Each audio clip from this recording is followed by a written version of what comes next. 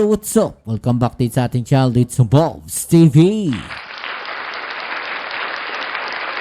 Alright, so ito pag-usapan natin mga babayan. May masamang balita po kay Senator Bato de la Rosa mga babayan. At sa meron pong dalawang miyembro ng Senado na Ethics Committee mga babayan ay tatanggalin po sa kanilang pwesto. Okay? So yan po ang ating alamin ngayon at pag-uusapan. Pero syempre bago ang lahat, please don't forget to subscribe, like, share at comment dyan sa comment section.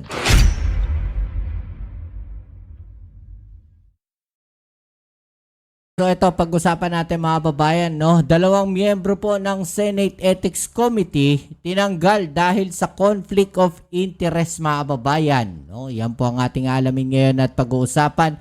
Bakit kaya sila sinibak sa pwesto? Ha?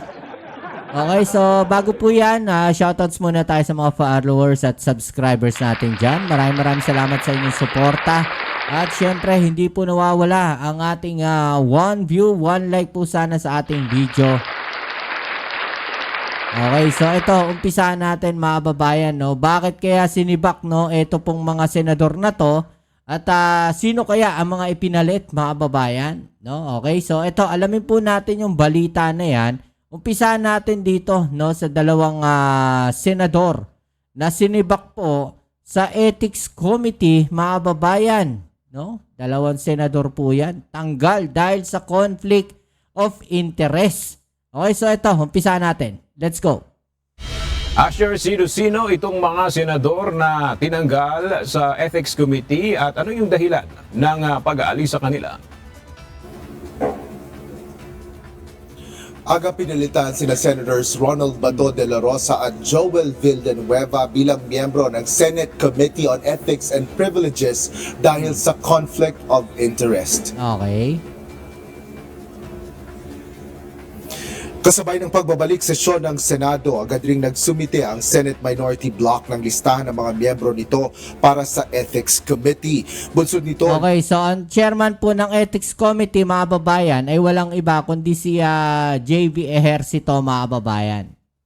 nabuo ang naturang komite matapos ang nasa 3 buwan ng maihalal bilang committee chairperson si Senator J.V. Ejercito noong October 2025. Ngunit matapos makumpleto ang komposisyon noong Lunes, naghain ng mosyon sa plenaryo si Senate Majority Leader Juan Miguel Zubiri para sa pagbabago ng ilang miyembro nito. They replaced the members because of a conflict of interest. Because I think the 2 members that were there, I think, have cases, Mr. President. So, Nako, dahil daw po kasi mayroong kaso mga babayan. Ha? Yung dalawa pong sinibak, meron daw pong kaso mga babayan. Senator Amy Marcos will replace Senator Batol de la Rosa and Senator Rodante Marcoleta Vice Senator Joel Villanueva. Nako. I so move, Mr. President. Etong dalawa pinagsama mga babayan, ano? Amy at saka si Marcoleta, mga babayan. I smell something dito sa mga to, mga babayan, ha? Wala na sigurong option, kaya sila na lang nilagay. Any objection? Hearing none, motion is approved. Naitala bilang committee vice chairperson si Senador Kiko Pangilinan at ang iba pang mga miyembro nito na sina Senators Risa Ontiveros, Erwin Tulfo at Christopher Bongo. Inaasahan namang tatayo bilang chairperson si Senador Kiko sa oras na mag-inhibit si Senador JV sa pagtalakay sa ethics complaint laban sa kanya. Ayun, no, di ba? Kasi kahit ito pong si JB Ejercito, mga babayan, ay may ethics complaint din po.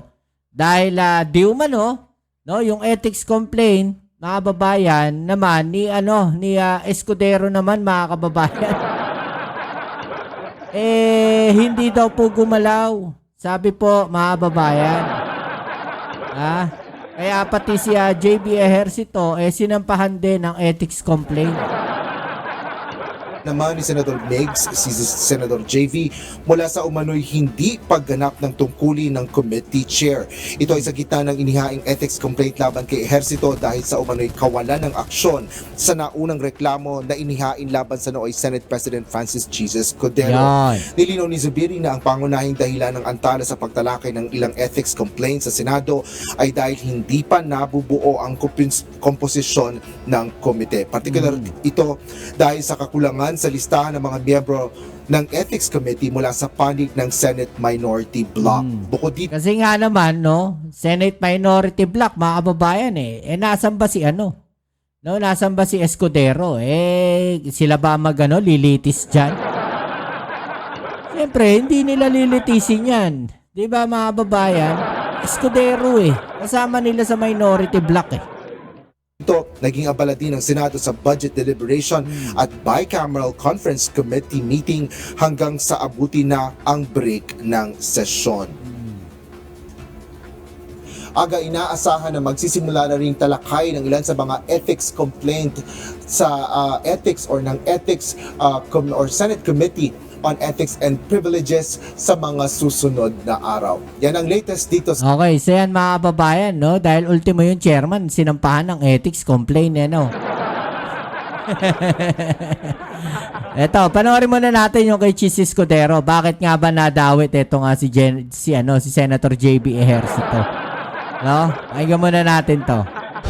Sinampahan ng ethics complaint si Senador J.V. Ejercito na chairman ng Senate Committee on Ethics and Privileges. Kaugnay ito na hindi umano pag-aksyon ni Ejercito sa ethics complaint na inihain laban kay Senador Chis Escudero kaugnay sa nagpagtanggap umano ng senador ng 30 million pesos na campaign donation mula sa isang government contractor noong 2022. Paliwanag ni Ejercito hindi pa maaksyon ang reklamo laban kay Escudero dahil hindi pa kumpleto ang membership ng komite. Kaugnay naman sa ethics complaint laban sa kanya, sinabi ni Ejercito na may karapatan ang sinuman na maghain ng reklamo at haharapin niya ito. Balak naman ni dating Senador Antonio Trillanes IV na maghain ng ethics complaint laban kay Senador Ronald Bato de la Rosa kung hindi rin siya papasok sa Senado. Yon. Mahigit 2 buwan ang nagtatago si de la Rosa simula ng lumutang na may warrant of arrest umano siya mula sa International Criminal Court. Nako, eto, isa pa to, no? Grabe naman kasi, mga babayan, no? Wala naman daw palang wala pa namang nilalabas, no, na warrant of arrest kay Bato, sabi yan, nagtago na daw kaagad. Well, ako honestly, no, syempre, tayo, sambayan ng Pilipino, no, tayo yung bumoto, no? Kayo lang pala, ako hindi ako bumoto, Hindi ko binoto si Senator Bato de la Rosa, mga babayan. Ito nga, nakaraan. Okay, so ito kasi yan, mga babayan. Syempre, pera ng taong bayan, no, ang pinapasweldo sa kanya. 'Di ba? Tapos, tuloy yung sweldo niya, mga babayan, hindi naman siya pumapasok, hindi naman siya nagtatrabaho. Gaya niya, no nakaraan, budget deliberation, wala naman din siya. No, doon sa kanyang committee. No, budget ng committee niya, no, pero wala po siya. 'Di ba? Simple lang naman 'yan no? Ikaw, nagtatrabaho ka sa isang kumpanya, mga babayan, no? Tapos gusto mo tuloy-tuloy pa rin yung sahod mo kahit hindi ka pumapasok. Sa tingin ba ninyo fair 'yon? Siyempre, para sa kumpanya na nagpapasahod sa iyo, no, hindi po fair 'yon. Gaya niyan, senador ka, hindi ka pumapasok tapos pinapasahod ka, hindi rin naman fair 'yon kahit pa sabihin nila na na nagtatrabaho naman kahit na wala diyan sa Senado. Diba? Alisin na natin yung ganong mindset, mga babayan, no? Pangit po 'yun, hindi ho tama 'yun. Diba? Nagsiset tayo ng maling example sa mga kababayan natin. Kaugnay ito sa war on drugs ng Duterte administration kung kailan siya ay naging PNP chief. Sabi ni De La Rosa sa isang Facebook post, maayos ang kanyang kalagayan at kung may reklamo laban sa kanya, maghihintay raw siya ng pagkakataon para harapin ito. Ayun na nga, kung may reklamo laban sa kanya, antayin niya, no, para harapin yun. Di lumabas sana muna siya, pumasok muna siya sa Senado, mga babayan, at magtrabaho muna siya. Diba? Magtrabaho muna siya. Sabi ni Senate Ethics Committee Chairman Senator J.B. Ejercito Sakali mag-aayos si Trillanes ng reklamo laban kay De La Rosa, ipipila pa ito sa mga naunang ethics complaint na nakabinbin sa komite. Okay, so sabi nga ng mga kababayan natin, no, ethics complaints in government need proper review to maintain accountability. No, it's important that the process is handled fairly and transparent, sabi dito mga kababayan. 'Di ba? So, dapat talaga, mga kababayan, bakit si Cheese hindi pa rin nakulong hanggang ngayon, sabi. Okay, so ito po, no, yung mga nangyari po, isang hari po yan na sasampahan ng ethics complaint. No, ito pong si Senator Bato de la Rosa. At nagsalita rin po, no, ito nga si Senator Lacson na hindi magbibigay ng anuman rekomendasyon para parusahan si Senator Bato. No, nagsalita po siya mga babayan. Hindi po siya kumbaga hindi siya magsasalita mga babayan para po dito kay Senator Bato, no, sa pag-absent po niya sa Senado. Alamin natin kung bakit, okay?